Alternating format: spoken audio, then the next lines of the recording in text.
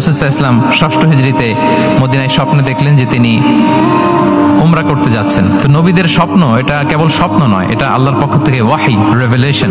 তো সেই হিসেবে তিনি 1400 সাহাবা নিয়ে উমরা করতে চলে গেলেন মক্কায়, কিন্তু মক্কাবাসী ঢুকতে দিল না, থামিয়ে দেয়া হলো। তো তখন একটা চুক্তি হয়েছিল, ওই চুক্তিতে বলা হলো, রাসূল সাল্লাল্লাহু আলাইহি ওয়াসাল্লাম লিখতে বললেন যে লিখো মিন মুহাম্মদ রাসূলুল্লাহ, আল্লাহর রাসূল মুহাম্মদের পক্ষ থেকে কুরাইশদের সাথে এই চুক্তি।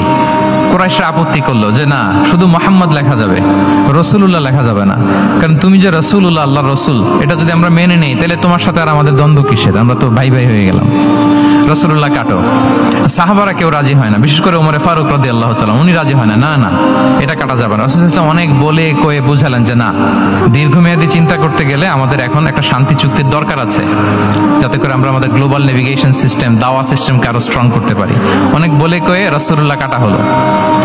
এরপর তারা বলে চুক্তিতে লিখো যে এই বছর উমরা করতে দেয়া হবে না, এই বছর ফিরে যাবেন আপনারা সবাই। এটাও সাহাবারা রাজি হয় না, আল্লাহ রাসূল সাল্লাল্লাহু আলাইহি ওয়াসাল্লাম রাজি হলেন। আবার আরেকটা ক্লোজে লেখা হলো যে আগামী বছর আসলেও 3 দিনের বেশি থাকা যাবে না, সেটাও রাজি হয়ে গেল রাসূল সাল্লাল্লাহু আলাইহি ওয়াসাল্লাম। সাহাবারা রাজি হচ্ছেন না।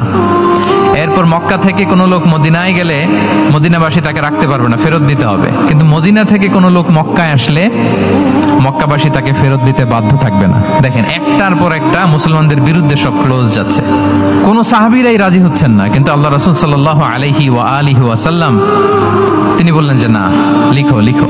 ওমর ফারুক রাদিয়াল্লাহু তাআলা আনহু এতটাই রাগান্বিত হলেন, তিনি প্রশ্ন করলেন, ইয়া রাসূলুল্লাহ, আলাইসা আনতা নাবিয়্যুন হক, আপনি এই যে কম্প্রোমাইজের পর কম্প্রোমাইজ করে যাচ্ছেন, আপনি কি সত্য নবী নন, সত্য রাসূল নন? আলাসনা আলা দীনিন হক, আমরা কি সত্যের উপর প্রতিষ্ঠিত নই? আলাইসাল কুরআনু কিতাবুন হক, তো সব যদি সত্য হয় আপনি কেন এগুলো মানছেন? রাসূল সাল্লাল্লাহু আলাইহি ওয়াসাল্লাম বললেন যে ওমর, তুমি বাদশা তো না, মেনে নাও। মেনে নিলেন, এবং এই মেনে নেওয়াটাকে আল্লাহ ভিক্টরি বলে ঘোষণা দিলেন, বিজয় বলে। আল্লাহু আকবার। এবং হুদাইবিয়ার এই সন্ধি থেকেই বেসিকলি মক্কা বিজয় ওইদিকে ত্বরান্বিত হয়েছে গতি প্রবাহটা।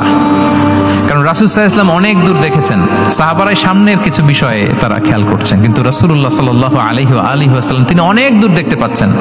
এবং ঠিকই এই যে এটাতে বেশি দিন স্থায়ীও হয়নি, 6ষ্ঠ হিজরি থেকে 8ম হিজরি মাত্র 3 বছরের ব্যবধানে রাসূল সাল্লাল্লাহু আলাইহি ওয়াসাল্লাম যত রিজিওনাল সুপার পাওয়ার ছিল, ওয়ার্ল্ড সুপার পাওয়ার ছিল, পার্সিয়ান এম্পায়ার, তারপর Roman empire, Byzantine empire, Egyptian empire, সব এম্পায়ারদের কাছে চিঠি পাঠিয়েছেন, সালামুন আলা মান ইত্তাবা আল হুদা আসলিম তাসলাম। এবং ইসলামের এক্সপান্ড হয়েছে, ওনার গ্লোবাল নেভিগেশন সিস্টেম উনি চালু করেছেন। এর কারণ কি? উনি ছিলেন ভিশন ওরিয়েন্টেড মাইন্ডসেটের অধিকারী, দূরদর্শী, অনেক দূর দেখতে পেতেন।